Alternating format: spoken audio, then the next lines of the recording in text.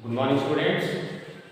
This is P.L. Suresh, lecturer in mathematics, Department of Mathematics, BRR and GPR, Chalmers Degree College.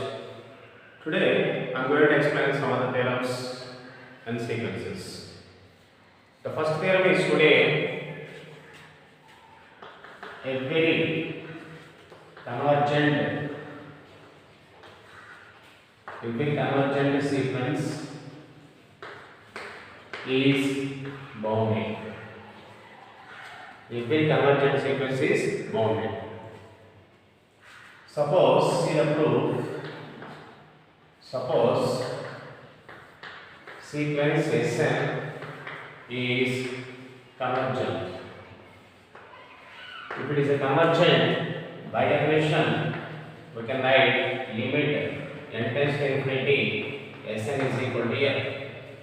Again, by definition, we can write for epsilon is greater than 0, there exists m belongs to z place such that modulus of Sn minus L is less than epsilon for all n greater than or equal to m.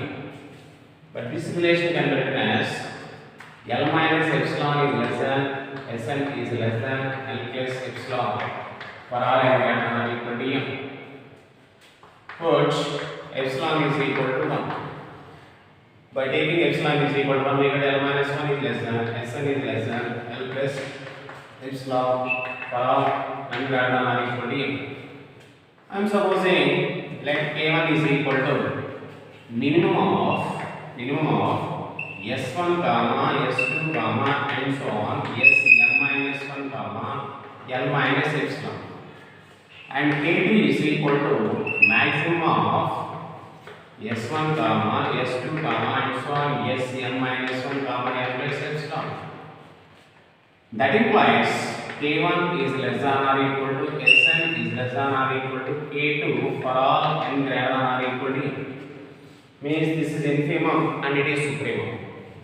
So from this relation we can write sequence Sn is bounded. So every convergent sequence is bounded. First you take sequence Sn is a convergent. By definition we can write n tends to infinity Sn is equal to L.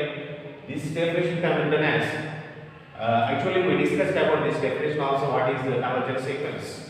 For epsilon is greater than 0, there is m belongs to L plus as a modulus of Sn minus L is less than epsilon.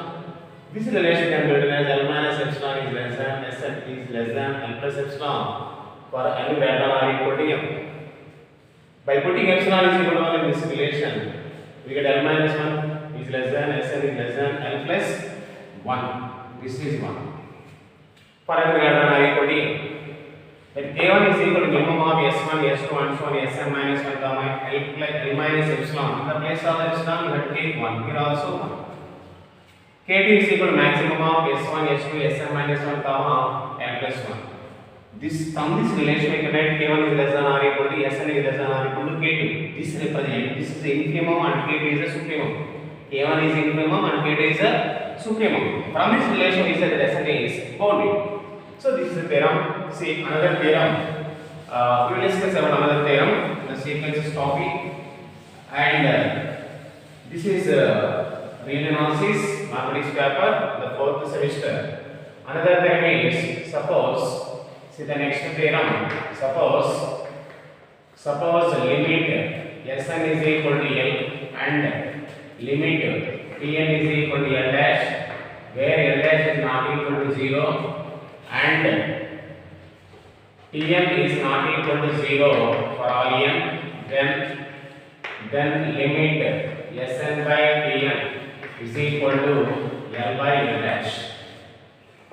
There are two sequences, one is Sn and the other one is Tm.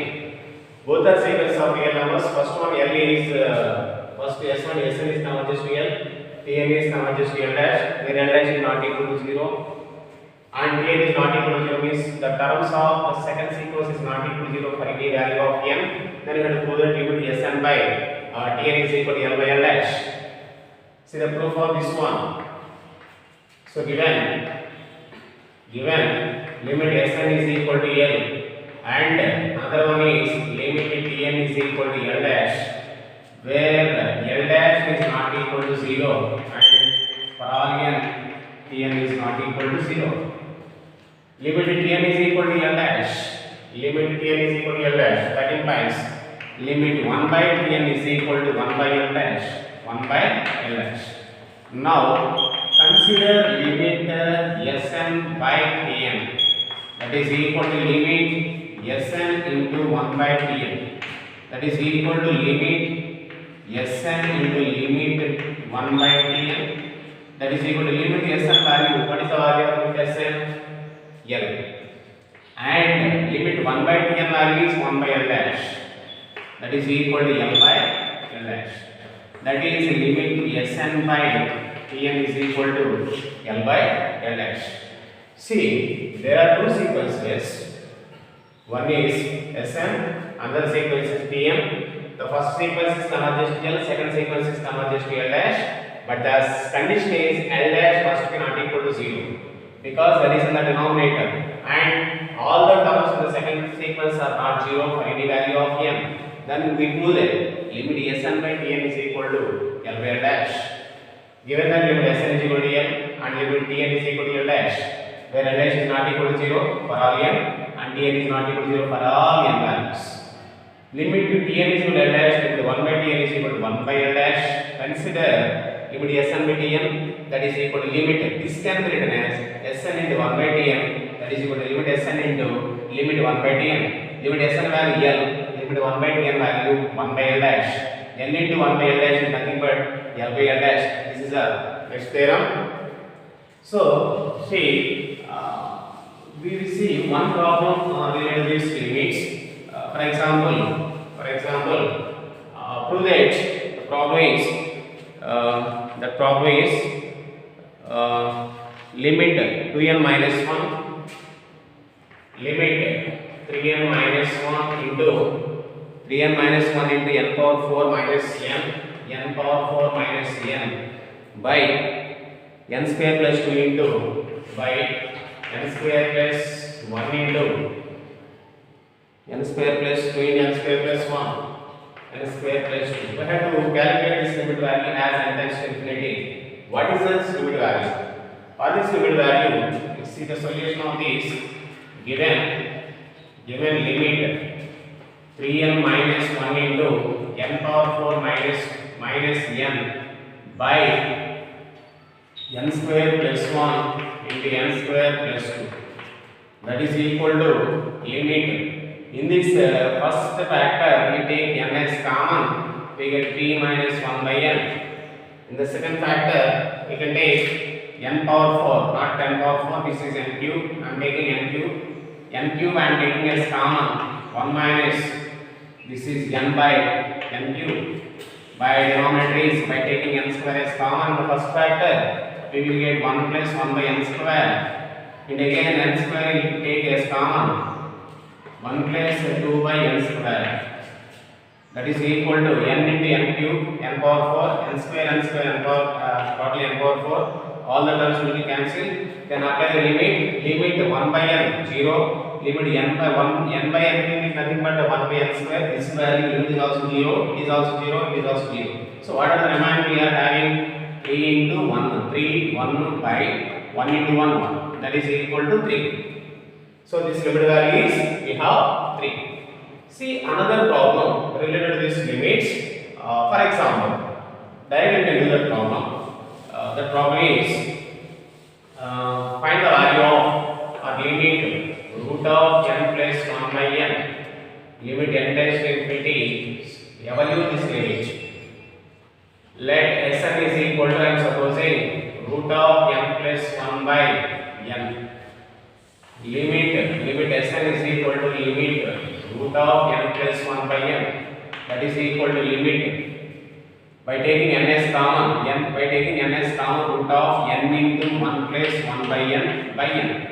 N will be cancelled, remaining limit root of 1 plus 1 by n. By substituting limit as n tends to infinity, limit 1 by n value 0. So we have only 1, root 1, that is equal to what? 1. So this limit value is 1. Like that, we have so many problems we can solve by using this method. this type of limits, limit values. And another theorem is, see another theorem, that is Sandwich theorem. That is Sandwich theorem. Sandwich theorem. See what is the statement of this Sandwich theorem? Here we are taking three sequences. One is suppose sequence Sn, sequence Tn, and sequence Un are three sequences. These are the three sequences or sequences such that Sn is less than or equal to Un is less than or equal to Tn for all k, let k is some positive integer, let k is positive integer, and limit Sn is equal to limit Tn is equal to L, then limit Un is also equal to L. This is a theorem. Sequence Sn, Tn, Un are three sequences such that what is the relation among all three sequences? Sn is less than or equal to Un is less than or equal to Tn for all k, where k is a positive integer, and limit Sn is equal to limit Tn is equal to L. Both are converges to L. This is converges to L. This is also converges to L. Then Un is also converges to L. To prove this theorem. See the proof of this theorem. Suppose sequence Sn, sequence Tn, sequence Un are three sequences such that what is the relation? Sn is less than or equal to Un is less than or equal to Tn for all k, where k is some positive integer, and also limit Sn is equal to limit Tn is equal to L, and we prove that limit Un is equal to L. Since limit Sn is equal to L, by definition we can write from the definition, for epsilon is greater than 0, there exists m belongs to z plus such that modulus of Sn minus L, there exists m1 belongs to z plus such that modulus of Sn minus L is less than epsilon for all n greater than or equal to m1. This relation can be written as L minus epsilon is less than Sn is less than L plus epsilon for all n greater than or equal to m1. So limit Sn is equal to L. Similarly, we have another one. What is another one? Limit N is also L. So I am taking that one. The second point is limit N is equal to L. Since limit N is equal to L, that implies by definition we can write that for epsilon is greater than 0, there exists m2 belongs to z plus such that modulus of this is Tn minus L is less than epsilon for all n greater than or equal to m. This relation can be written as L minus epsilon is less than Tn is less than L plus epsilon for all n greater than or equal to m2. Let I am taking m is equal to maximum of m1 comma m2 comma k, where k is some positive integer. Then also we have one relation, Sn is less than or equal to Un is less than or equal to Tn. That implies this relation can be written as L minus epsilon is less than Sn is less than or equal to Un is less than or equal to Tn is less than or equal to L plus epsilon for all n greater than or equal to m. That implies L minus epsilon is less than whatever it may be, Un is less than L plus epsilon for all n greater than or equal to m. L minus epsilon Un is less than L plus epsilon, we say that implies that is limit n tends to infinity Un is equal to L. This is the relation. So this is called as Sandwich theorem. What is the name? Sandwich theorem. So if there are three sequences, Sn is converges to L, Tn is converges to L, the middle one, what is the relation among all three sequences? Sn is less than or equal to Un is less than or equal to Tn. Sn is converges to L, Tn is also converges to L, that means we prove that we have shown that n is also converges to n. This is called Sandwich theorem. See, one problem related to this Sandwich theorem. We will discuss about one theorem related to this. Find the limit of this one. Limit using the Sandwich theorem, prove that limit n tends to infinity. Limit n tends to infinity, square root of n square plus n minus n. Find the limit of that. We have to prove that the value is equal to 1 by 2. We show that this value is 1 by 2 using Sandwich theorem. By using Sandwich, don't apply the limit directly. By using the Sandwich theorem, we have to calculate this value, this new value. For that, let Sn is equal to, I am supposing Sn is equal to square root of n square plus n minus n. By rationalizing this term, we get root of n square plus n minus n by root of n square plus n plus n into root of n square plus n minus n. We rationalize the numerator. That is equal to a minus b into a plus b form is there. That is n square plus n whole square minus n square by root of n square plus n plus n. That is equal to, this value is n square plus n minus n square by root of n square plus n plus n. So will be cancelled. So we have this value. What is that value? That is equal to n by root of n square plus n plus n. This is the value. How can we simplify this value? N by root of n square plus n plus n. Now I am taking this term is, by simplifying this value.